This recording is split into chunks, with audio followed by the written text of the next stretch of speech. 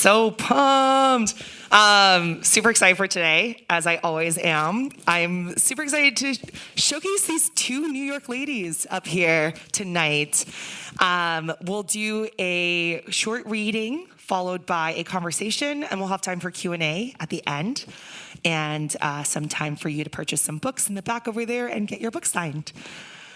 And also, if you see any QR codes, Lisa put together a time capsule.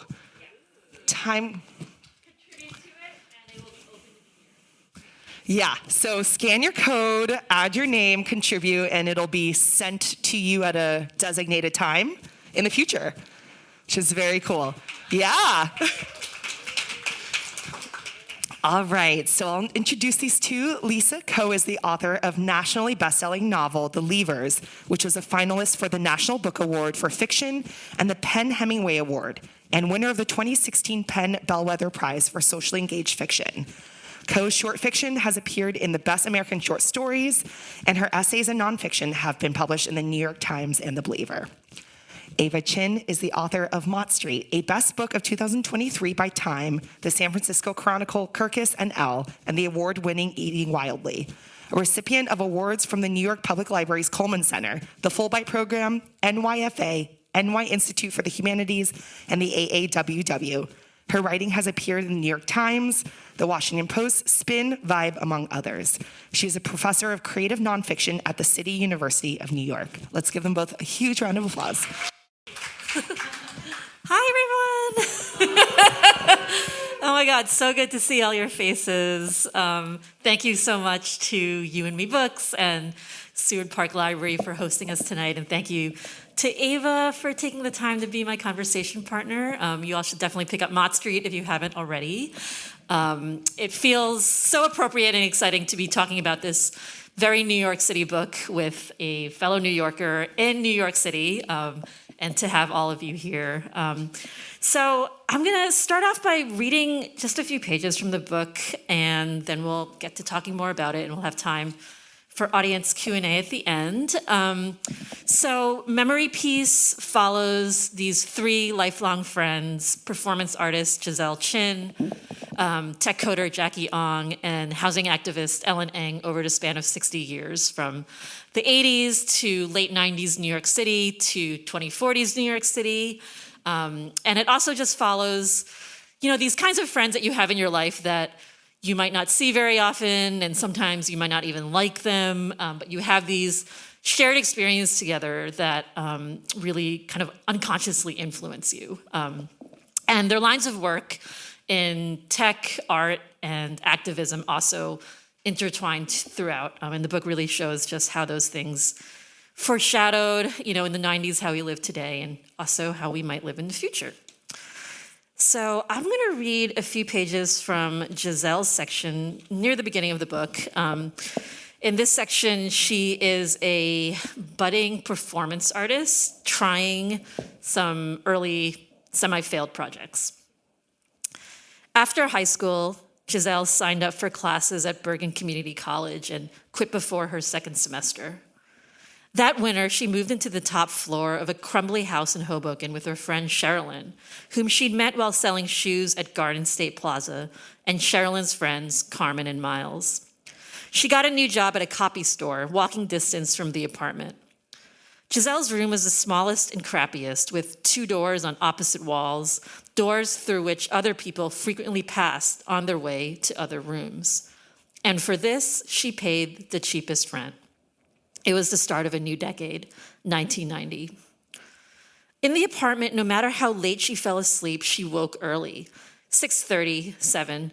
She appreciated regimen, routine and order, that precious window of time when everything was quiet. She sat in bed, pulling the sheets around her, and retrieved her notebook and markers to write about the day before.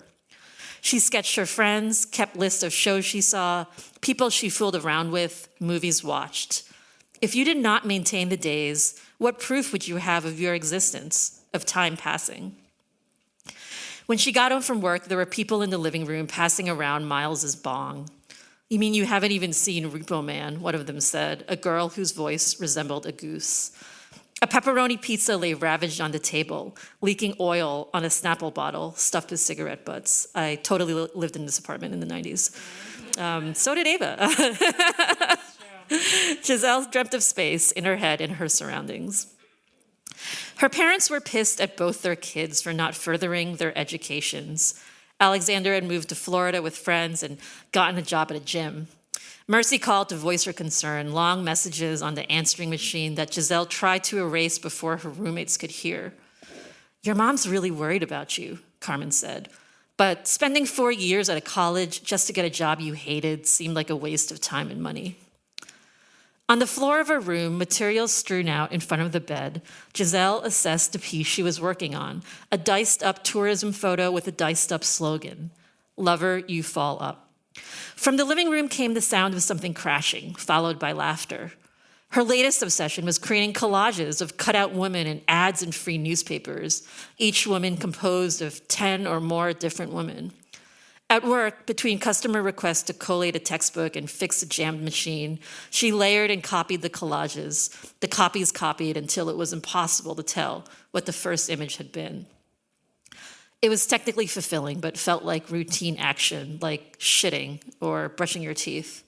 She could see a picture and reconstruct it in her mind, then produce that reconstruction. She wanted a challenge. On her day off, Giselle took the train into Manhattan. At MoMA, she saw a retrospective of a famous artist's work, his diaries and doodles, a painting made with semen. The accompanying text with phrases like aesthetic response and disseminating language made the art seem more serious than it was. The artist had 3 ex-wives. He was arrested for beating one. He was a heavy drinker prone to getting into fights. The guy jizzed into his paints, and now he was in a museum. This is true. Giselle wondered how important it was to have a complicated life in addition to making your art. She made her rounds on the other floors. She loved the Adrian Piper video she saw from the 1970s, the artist walking around Manhattan in a wig and fake mustache, muttering lines from her journals as people pointed and gawked. The decaying footage felt archival and gluey, with a hint of the archaeological, familiar streets as black and white relics. You made a thing and it slipped through your hands like toy slime, instantly of the past.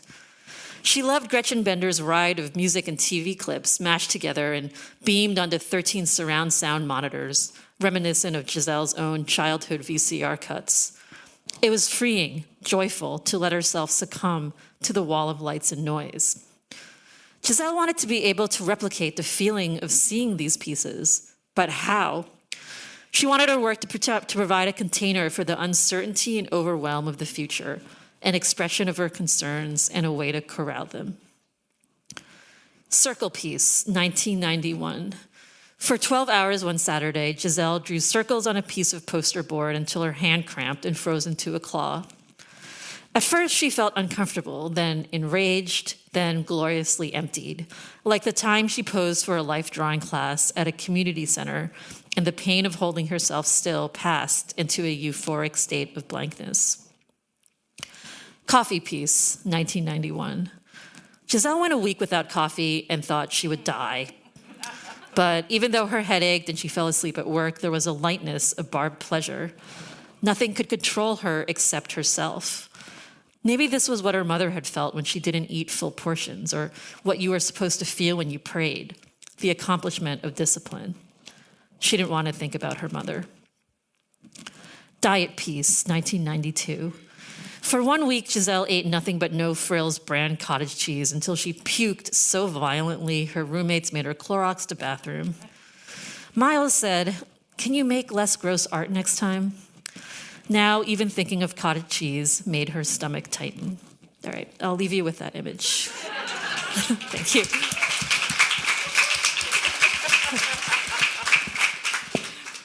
I love it. I loved all of the Giselle's pieces. This book, people, this book. Okay, so when I first started reading it, the 3 main characters were so familiar seeming to me that, and the book was so good, it was almost impossible for me to read it with a kind of distanced eye, because I knew I had to ask you pertinent questions that were going to, illuminate the work. It was so hard for me because I found these characters so relatable, so believable. It's the kind of writing where you start to see yourself in it. It's that good. And from the characters to the 1980s, their situations, right? It's the kind of book that you think when you're reading it, you feel like it was inevitable that it was written because it had to be written. And also when you're reading it, you're like, why didn't somebody write this book before? So I'm so glad that you did. Oh, I really am.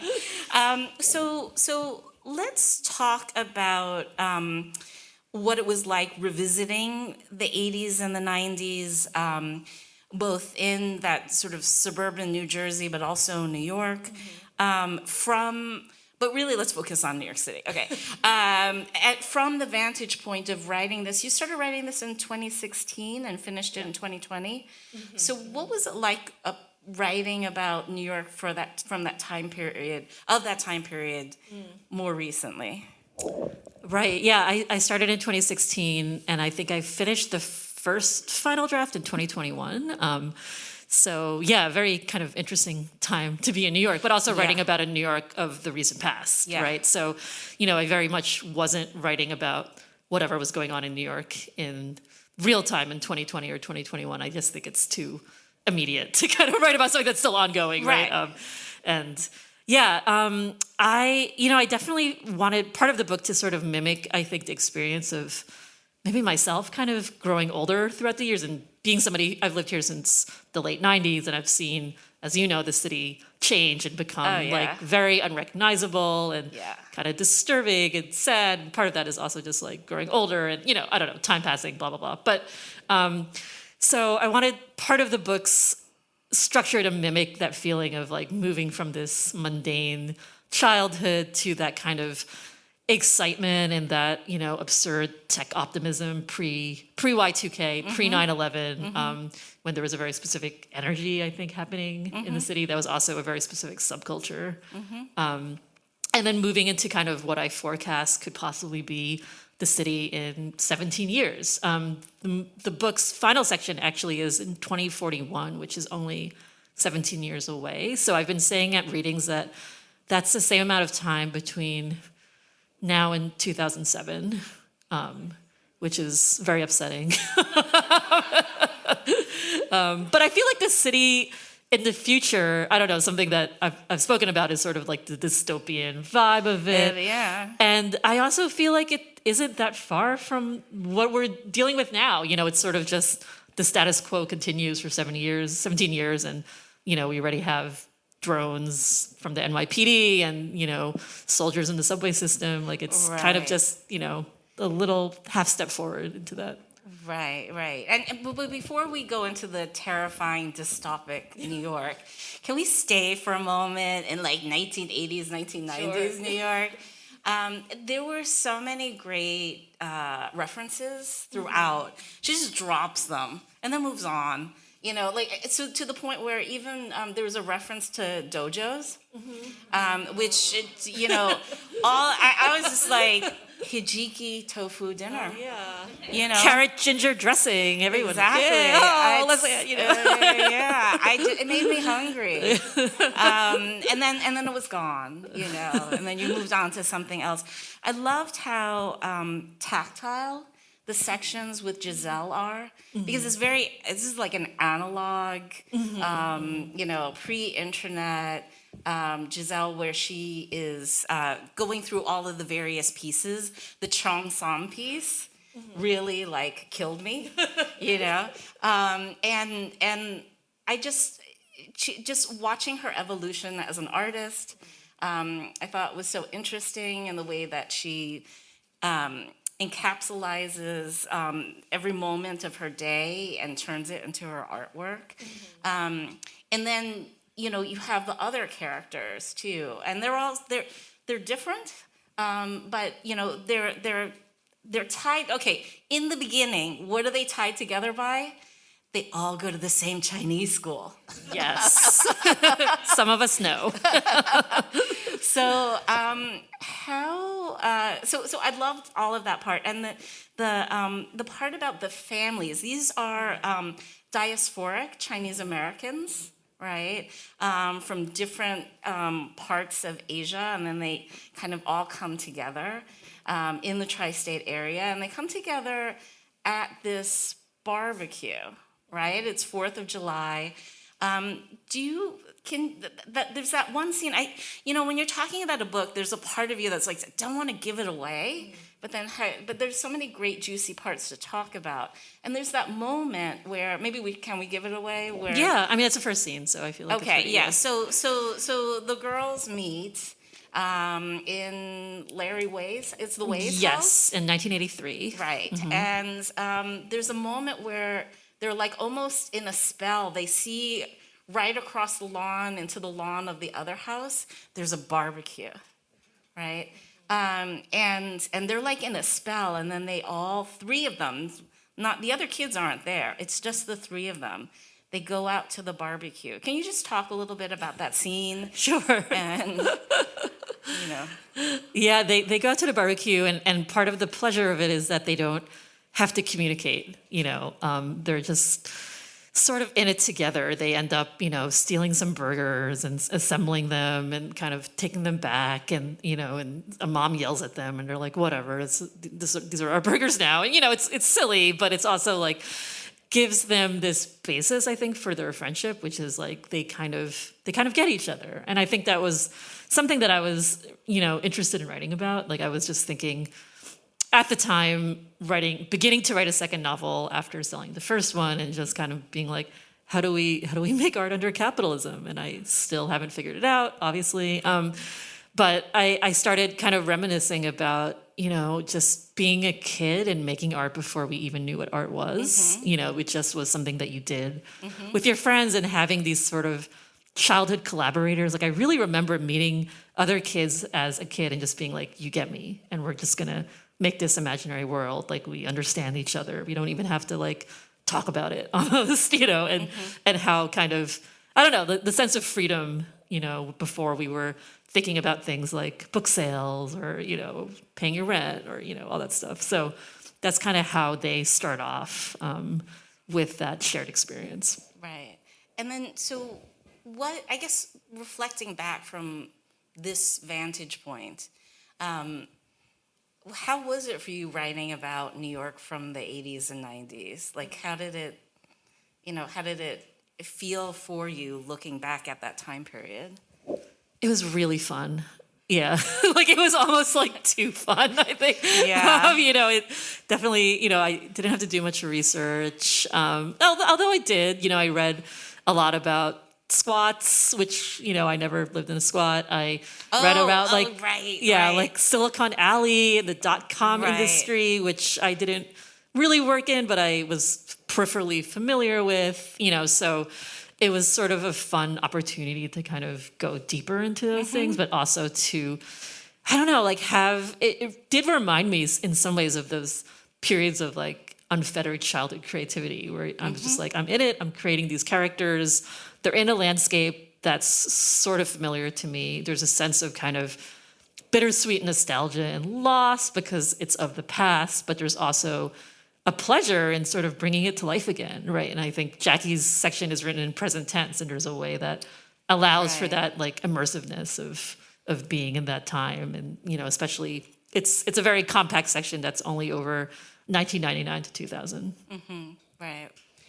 So getting back to, I think some of the pleasures of, I keep going back to Giselle a lot because she's the first character that you meet, and her artwork is, it's one of those, when you were talking about unfettered, imaginative creativity, it reminds you of those time periods, back when you were young.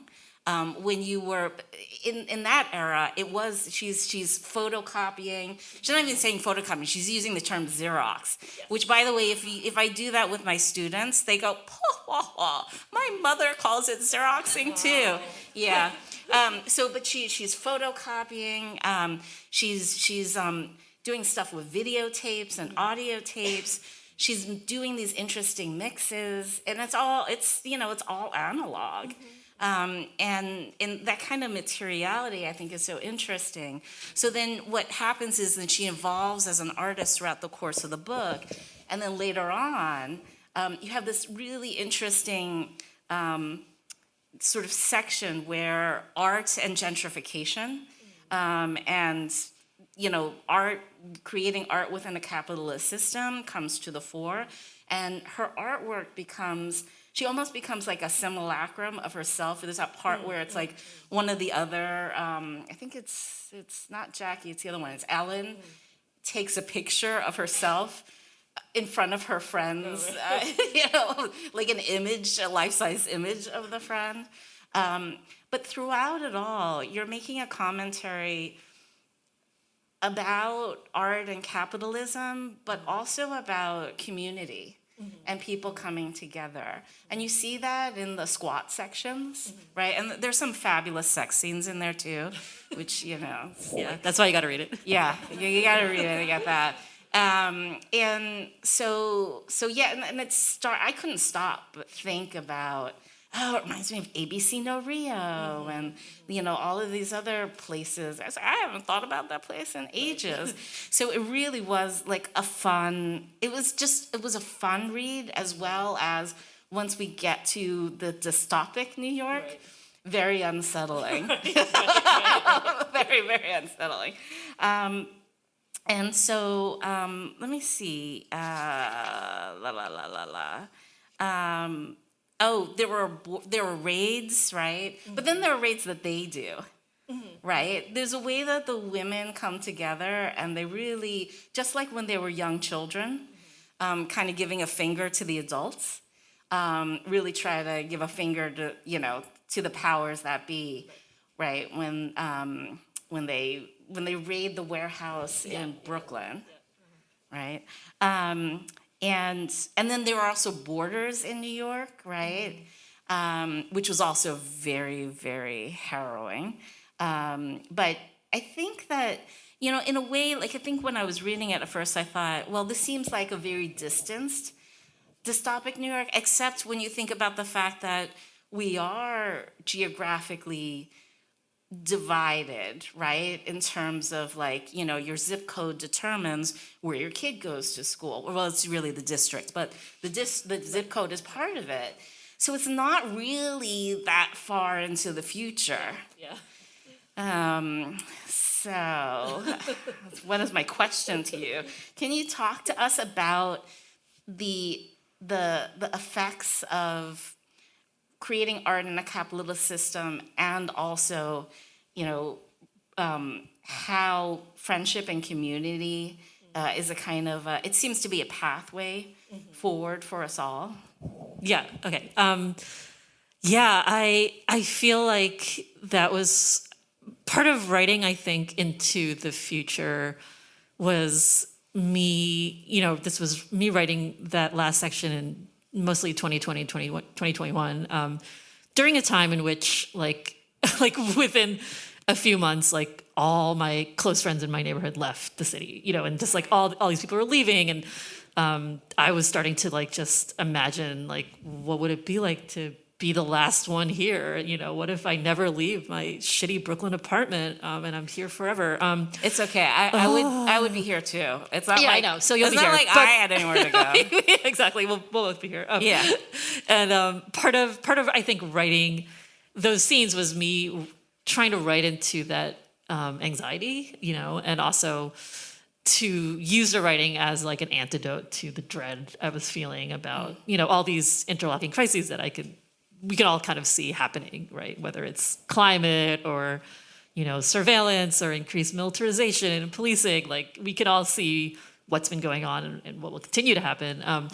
So for me, I think it's, it's always sort of a struggle between feeling kind of frozen and then feeling active, right? And what I think the characters learned, and what also I learned through the act of writing the book, was to prioritize, like you mentioned, that feeling of friendship and connection, that even in times that feel bleak and, powerlessness and scary, the antidote is obviously to know that we're not alone, right? And I think that's also something that is like going against what we're being told, that like we are isolated, that we are alone, that no one's coming to help us, and that's doesn't have to be true, I think. And that's what the characters kind of figure out at the end. Ellen, as an older activist who's sort of lost hope given all that she's experienced. And memory also plays a really big part in it too. Like she's kind of struggling to remember, and also memory has become something that's a liability. And remembering, her work with her community in the past, and also remembering her friendship, I think, with the other two main characters kind of gives her the strength to figure out what to do next, and how to keep going. Yeah. I feel like one of the things you can do when readers read this book, we could all come together in a couple of months, and we could all pick out who, like if your main characters are Avatar, I'm Giselle Chen, Right. So which Which one are you? which one are you, Lisa Ko? Which one am I? I mean, I don't think any of them are me, and also all of them are me. I think Yes. that's always my fiction writer's answer to those Sure. questions. Like everyone's always like, which parts of this novel are true? I want to know. But yeah, it's also like they share demographic information with me. I also grew up in the 80s. Like my family's Chinese Filipino. I grew up in New Jersey. I'm an artist. So, a lot of that feels inseparable from me. But I think they all sort of represent, different parts of myself, right? Like from the artist Giselle, who's struggling with like, how do I live, basically? Like, do I make art for the market, and what does that mean, and how does what compromise is involved in that? And then for Jackie, who's working in the early tech world, like as somebody who was also an early adapter in that time, like she's working a job she hates to like find time to like do the work she loves, which to me feels like the experience of writing a novel, and like maybe doing some other jobs on the side, right? And I think Ellen, I relate to Ellen a lot, both in her, her love of like zines and community, and like, I think the book is a really queer novel, which is not only through the relationships and the characters, but also like their chosen family, and they're forging alternate paths. I think they all do that. And Ellen sort of provides this moral mirror, I think, for the other two characters. Like she's a little strident when she's younger, the kind of person who's going to tell you what she really thinks, even if you don't want to hear it, Yeah. And so, like any good girl born and raised in Queens. right? She's like, "Are you sure you want to take that job?" Or and so I think she's somebody that I feel like is also part of me, and that I'm also like a little intimidated by, right? Like I'm also always feeling insecure and questioning myself and my values in relationship to like her character and what her values, and that's like her use in the book too with her friends. Yeah. I didn't mean to ask you a question that was seemingly autobiographical. Oh, no. It was more like I like these characters so much that I really feel like when you all read the book, there are different characters that will feel like they represent parts of yourself, but there may be one standout that you're like, oh, that's my girl. Right. That's her. Maybe one that you're like, I don't like that one. Yeah. I liked all of them, and I love the ways in which we get their point of views throughout. It's a collective world that you're writing about, and I I also know that because we've known each other for a while. At one point, were you working on this book when you were in residency in Las Vegas? Yes. Okay. Yes. Yeah, which was in early 2020. Oh, okay. For some reason, I thought you were in Las Vegas before that. But okay, so it was early 2020. So what was it like writing about New York in the beginning of the pandemic from Las Vegas? From Las Vegas, of all places. Yeah, I ended up doing a fellowship in Las Vegas in early 2020 that was supposed to be for 3 months, and I got extended to like 6 because of COVID and travel being, unable to happen. I feel like it's a very New York thing to say, but I like miss New York so much sometimes when I leave. And then I'm always just in this push-pull, this eternal push-pull where I'm like, I hate this fucking city and I love it. And like, get me out of here. I can't live anywhere else. And like, here I still am. So, there's, in a way, it feels easier to write about it when I'm not there. You know? Yeah. Yeah, absolutely. I understand. Lucy, was that the like 2-minute warning or the 5-minute warning? It's a 10-minute warning. Okay. Should we do but then questions, should we go into Q&A or 10 minutes to Q&A? Oh, Okay. got it. Okay. Good. 10 minutes to good, Q&A. yeah. Okay. So The countdown is on. so let's see. Okay, right. So right, there is that kind of sometimes it's easier to write about the place that you have such a connection to when you are away from it. Absolutely. Yeah, it becomes more vivid in a way, I think, just because it's not outside your window. Right, right. And then it's also, there's a way, it's almost like the way memory functions, where it can kind of clarify things for you. Whereas like, as you all know, walking down the streets of New York, it's like, it's all the onslaught, right? Yeah, it's so immediate and present. It's hard to Yeah. take anything else in. It would be like Giselle, like noting every single moment. Because doesn't she do that at one point where she tries to like write down all of her memories? Yeah, she has a piece, which is kind of the title piece in the book, where she writes down memories for about 6 to 8 hours a day. And then at the end of the year, she burns them all in a public performance. There are some really great pieces that she does. Should we talk about the mall piece? Sure, yeah, we can talk about the mall piece. Tell us about the mall piece, Lisa. Sure. Yeah, so, well, one thing, like, I've always been very inspired by, like, I don't know, these endurance performance artists. One of my favorites, Toysha said, yay, yes.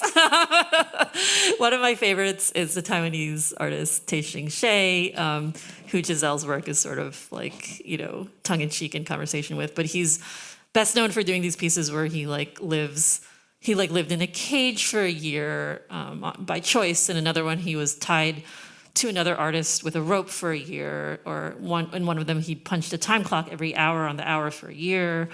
Anyway, I felt like as somebody who was a deeply anxious child in an immigrant family, just always very worried about like using my life well, and was I using my time well? Like when I was like 13, I was so worried that I hadn't written a novel yet. I remember writing it down in a journal that I was like so old. I was going to be 14. I hadn't yet written a novel. So young. Poor child. I didn't publish a novel till I was 41. That was like so much longer than I took.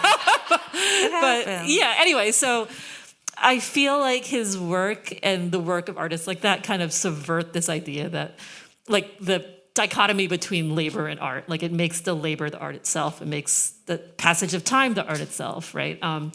So for all the characters, they're kind of always continuously trying to find time to do what they love. And Giselle sort of decides to solve this problem where she's like, I can't get funding to fund my work. I don't have time to make my art because I'm working all the time and I can't afford to pay rent. So maybe I'll just live in a room in the Paramus Park Mall, which is my home mall in North Jersey. If any of you are from there, I know some of you are, Jersey. So she finds a hidden room in the mall and she lives there for a year, and that's her piece. And she's like, well, how is that different than, working a shitty office job for a year, working in like a copy store, like I'm just living and doing my thing and I will have made art. And does it make a difference if anyone knows about it? Yes or no? I don't know. Right. I also love the fact that one of the other main characters comes and helps her with that piece, right? Because you can't do that kind of piece alone. Like to live in this hidden room in a mall, it's basically the friend has to come and literally take her shit away. Yes. And then that's Jackie. That's a good friend. Yeah, that's a really, Yeah. really good friend. That is family right there. You owe that person. Yeah. And then she has her own take on it when Giselle becomes famous. Right. She's like, I did all that for you, and like, what do I get? Yeah. Fair. Yeah. So it's very real. I wanted to ask you about the choice of doing it from three different points of view, three main characters versus just a single character. And if you can talk to us about that decision and kind of the complexities of that, even just in terms of constructing it as a writer. Although with your last book, you had multiple points of view too, because right? Yeah, I 'Cause had two. You had the two, so but go. Yeah, I don't know. I like a challenge. I think originally I was writing about mainly Jackie and Giselle as friends who met as children, and there was always a piece of it where one of them was looking back on the friendship from later in life. And Ellen kept sort of like, asserting herself into the narrative as this sort of nosy neighbor character, and I realized like she was the third main character and possibly even the protagonist, you could say. So, it was, you listen to the writing for a reason, like she was kind of popping up for a reason. So it made me, like that realization made me realize how the book could be structured, because I was trying to figure out how to sort of tie them together and figuring, like it was like the three pillars of the art world, the tech world, and the housing world. And then it was just a matter of trying to figure out what her storyline was, and kind of just experimenting, with what worked, first person or third person, present tense or past tense. I have to, is 3 minutes. So I have to admit, so there are images here. Yes. And there are lists, and I couldn't stop laughing with, there's one section that has the die-uppy scum. Oh, yes, yes. I knew the guy who created that T-shirt. Oh, wow. Yeah, in the late 80s. Okay. He was so pissed because you cannot trademark a T-shirt, right? Yeah. It can just be copied. I didn't know there was a person who made that. Oh, yeah. It was, I was doing jewelry on Mercer Street, and he was right next door making his die-uppy scum T-shirts, which I loved because I was a teenager, right. But the adults around me were like, he's so immature. But it was everywhere. Yeah, it was everywhere. And now it's a memory And now it's a memory piece. Yeah. Hooray. Yeah. Thank you, die-uppy scum guy, whoever you are. Richard something. Richard or other. something. I don't remember Thank you, Richard's Richard last something. name. Were there particular moments that you really had to chuckle, like within yourself, even though you're like, oh, I wrote that, ha ha ha ha. But there were particular moments where you're tickled pink, just in terms of the cultural references. Yeah, probably a lot of them. I think Giselle's art is really funny. Yeah.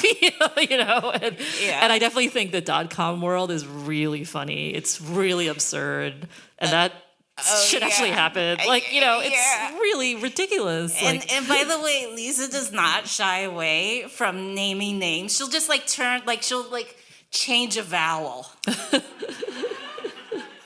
Or you might make up a name, but we know who it is. Yeah, some of them are real. Yeah. So it's a joy and a delight to go through. Should we go to Q&A now? Yes. Let's do some Q&A. All right. So I should have warned you ahead of time. Start thinking about your questions before we go to it. So I see a hand right here. Yeah. Yes, you. Hi. What was I doing for 31 years? Yeah. Oh God.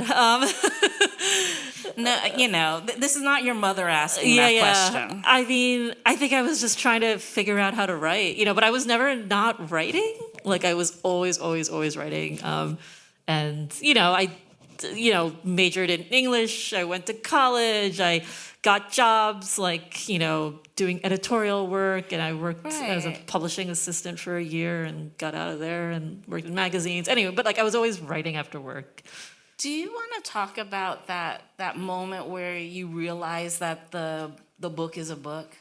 Because maybe that's what this question is getting at. This book. Well, this one, or you can even talk about Leavers, just like in general, how there's that moment, there is that moment where you realize, oh, this isn't a short story. Right. In my case, because I used to be a poet, this isn't a poem. Right. That this actually is a book. And then you're like, shit. Yeah. Now I know what I'm doing for the next 10 years. Yeah. And There I you better go. like these characters because I'm going to be living spend a lot of with time them. together. Yeah, I feel like it's a moment I'm always chasing, and it's so fleeting. Like I'm always just like, it's gonna happen. Like one day it's gonna happen. It's gonna Right. gel. I don't know when it is. I'm just Right. I have to wait. I just have to allow it to happen. Be present. Meditate. Yeah. And then it's so fleeting. Like there's this thing that Zadie Smith said that was like, you finish a novel, and then for like one day you feel really great. Right. And then it's over. Yeah, because then somebody asks you what you're doing next. The question every writer hates. Oh, this is such a depressing answer for aspiring writers. I'm so no, sorry. no. But there is that moment. Where is that it's moment? like- When was it? I mean, I feel like I kind of always knew it was a book because I'm Okay. not a poet. I'm not a short story writer. So I'm Okay, always like, this is good. going to be a book Okay. someday. So I think in a way, maybe the light bulb moment was realizing that Ellen was the third character. Yeah. Yeah, and that changed a lot. Right. So it's a matter of kind of being present with a lot of the uncertainty until that moment where it kind of crystallizes like, Yes. in nonfiction land, it's like the frame of the book. Is Right, really right. important. Right. But right, in fiction, it's a little, it's the characters. It's really murky, right? It's harder to, but it's like both like striving, and also letting go, like Yeah. at the same time. Yeah. good. Yeah, in the back. Hey. Hi. The question was that in both the Leavers and Memory Peace are characters who are sneaking around, dealing with abandonment or finding a home, and where did that come from, right? It's something I never really thought of. It actually makes me laugh because somebody else noticed, like, both my books have multiple scenes of women leaving men. I'm like, well, where did that come from? Your writing knows more I about know, you. right? Than My you. writing, the writing always knows more about you than you know about yourself, right? So fascinating. I think in a way, maybe it does come from a sort of metaphorical search for belonging, right? And also like, diaspora, right? Like coming from a heritage of like people kind of always missing and longing and like yearning for something and wanting a sense of security, both like emotionally and also physically. That feels like a through line for a lot of things. Did you say you had another question? Oh, yeah. What made me choose a novel as opposed to playwriting or screenwriting or short story writing? I think I just love reading novels. There's something really immersive about them. And I want to be able to replicate that experience for someone else. Playwriting and screenwriting seems really hard, and I just don't know how to do that too. And short stories really challenge me. It's like something so compact, and I always feel kind of dissatisfied after I read them. Like I want the feeling of like the 500-page book, even in less than that. Just sort of being able to like provide that and create that. Yeah. Yep. Other questions? Ooh, okay, yeah. Yeah, it's like a hard balance, right? I think it's the same with like writing about the future too. Like you want to give enough for people who haven't been there, but you don't want to give too much, right? So it's like always the danger of like saying too much and just having it be like a catalog of lost times and names, right? So at least I think my part of the process was sort of just like editing really obsessively and just being like, what belongs and what doesn't, and ultimately I want it to feel really clean, but also not confusing. So, yeah. There was another question over here. Yeah, I don't want to give away the ending, but I do want to say that I feel like the ending is hopeful, so, yeah. Lucy, two more minutes or two more questions? Two more Ooh, questions. Okay.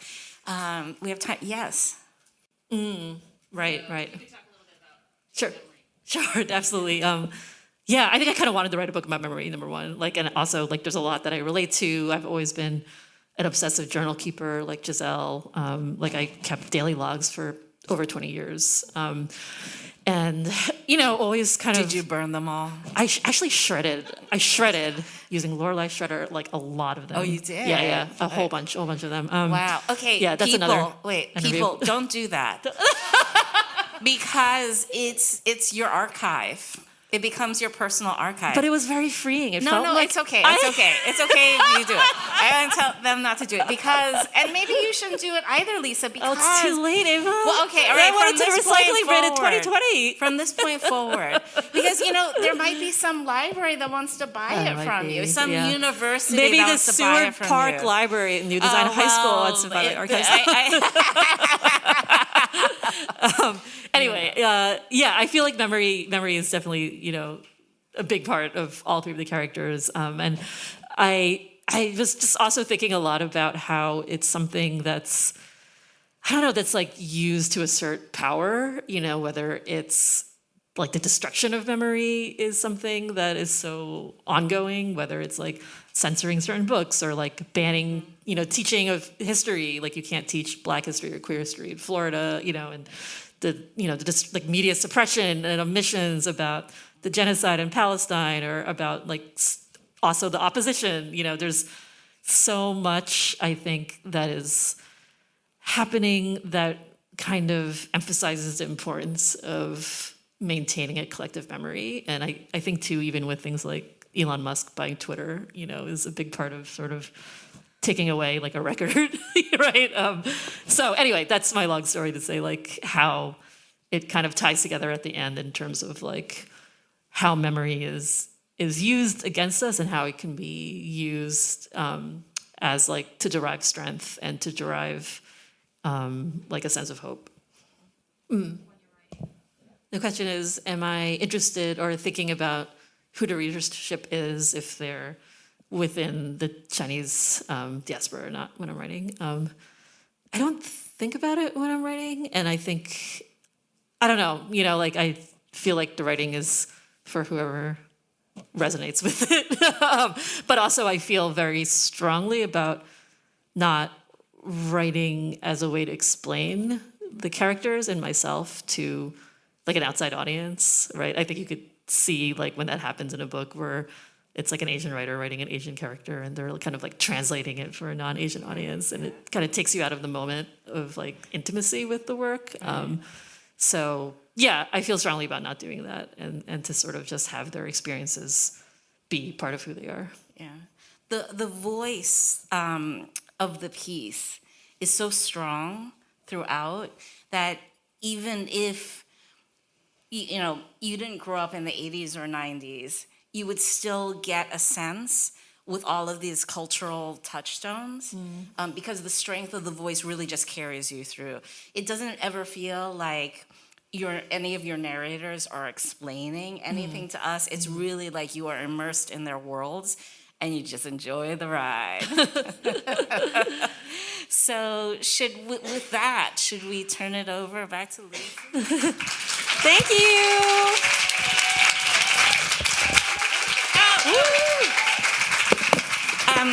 Lisa wants to ask, can we all, if you do have the book, can you hold it up? This way she can take a picture of it and put it on socials. Sure.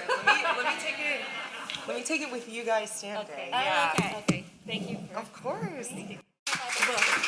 Yes, thank you all so much for coming. Me and CJ there in the back as aspiring writers, also struggling to live in Brooklyn, we resonated a lot with this talk. And if you want to purchase a book, we'll be over there struggling in the two tables over there. And if you want to have your book signed, there's going to be signing tables over there. And thank you all so much. Thank you.